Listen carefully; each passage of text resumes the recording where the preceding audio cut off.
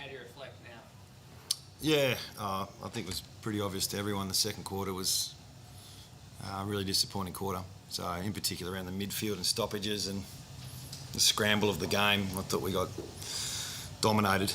And that's the game in a nutshell. A quarter like that, it's probably happened a little bit in recent times where we do have a quarter like that. So, but to have a bit of resilience, boys look fit, so they've worked really hard on that, and to start to see some players gel in the second half, we'll take some positives from that. It is about the journey, and 4 debutants, probably 4 players who didn't play last year, and just getting that synergy. We know it's going to take a bit of time, but we can't accept that second quarter. That second quarter was the hallmarks of everything in the past, where slow ball movement, chipping it around, and losing total control defensively. Do you think it's going to take a long time for everyone to become a team again if they would do that? Yeah, I mean, you can't put a finger on how long it's going to take, but we saw some growth in the second half. So, you know, what comes first is not the ball movement, it's winning the ball. So inability to win the footy put us in the back foot, and we're not going to win games from the back half. It just doesn't happen. So it might look slow, it might look like we're chipping around a bit, but if we can't win the ball in the middle, we're going to be on the back foot, and not many teams can rebound from the back half and get the lead. So yeah, I thought that half time we did adjust a little bit, did a couple of things. North got a bit tired, and we stayed in there for a little bit, and then the better team won on the day. But yeah, there's some resilience there. You've still got some experience in that middle. What's your message to those experienced heads to when that sort of thing happens? Well, it's exactly what I said to you. Yeah, or to you guys. It's that it's pretty pragmatic. We just can't accept those fadeaways. But we like the effort in the second half. So we'll keep working on it. We've been working on it all summer. Younger rucks are still learning the craft. We've got some young players through the midfield, with Chesser and Ruben. I thought as the game went on, all those 4 kids, well, Hunt's not a kid, but they all did something. There was like, okay, there's something there. So I think Ruben had 12, 13 tackles. And yeah, there's something there to work with. And then our leaders and older players that, continue to need to stand up for us, that's what we rely on. Is it that second quarter in particular, is it something that set off alarm bells, or is it something, if you said something that you've, you said it's things that have popped up in the past, so does it set off alarm bells, or do you go, we quickly adjusted and were able to sort of work our way through it again? How do you look at it? Well, it's a challenge, when you're getting beaten around the ball, it's contest and it's stoppage to stoppage or contest to contest. It's hard to rectify that. We did some structural things that probably stopped the bleeding a little bit, but it took us to half time to work through things, and that's the game. But like I said, we happened a little bit against Adelaide, having against Port, so we're just going to keep working on getting better there.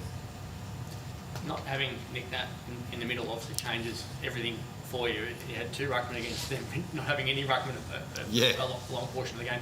How do you fix the gap between what he can do and what your next wave can do, given he only played 60% game time?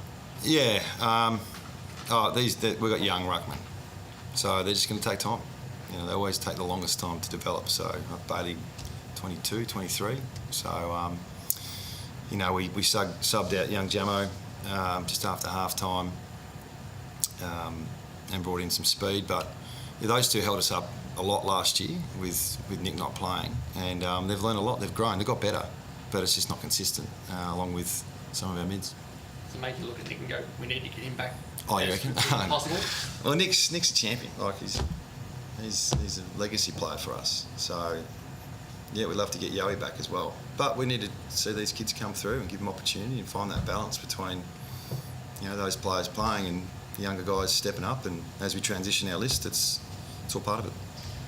You were saying before, halfway through that third quarter, you sort of started to mesh a little bit more and, sort of get back into the game. And one of those players was Liam Ryan. He sort of had a really good second half. So how did you find his game? Did he sort of work his way into the contest pretty well? Yeah, I thought he was good. I mean, that forward line, it's new, but it's not as new as you probably think with Darling and Allen and Ryan and Cripps. But then you throw in, Petruccelli and Long and Jones, so the challenge for us has been get some footy and some supply. So I thought they worked okay. We got better defensively on entries as the game went as well. But, well, I'm parking the second quarter here, which I can't.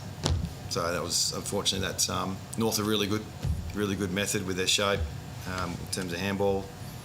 Got us back through the corridor. We collapsed in on the contest too much. But we adjusted a little bit after half time.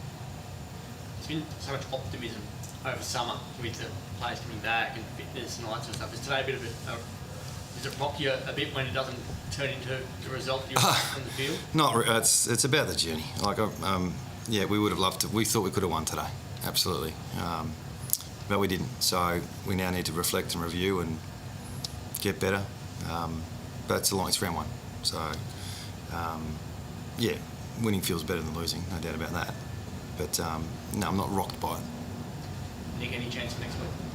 No, I don't. Nick's week to week, so when we get some clarity about how long that'll be, he's more unlikely than likely. So, Oscar Allen, how important was it for him to just get that one under the belt? There were sort of some glimpses and then a couple of more difficult moments. But how important was it to get that right? Well, it's just one of those 4 guys who didn't play last year. Tommy Cole, Chesser, Dom Sheed. Well, they didn't play any football.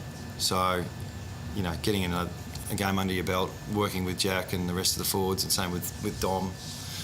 Jack missed 6 weeks, come back this week, so he was a bit rusty, but really happy he was out there. So, it'll just be another step towards where we're heading today. Unfortunately, we didn't win that. So Alex Witherden with that shoulder knock a couple of times, is he all right? Or is I think so. Yeah, finished off the game. We haven't got a report yet, but I think we're not too bad. Thank you. Thanks, guys.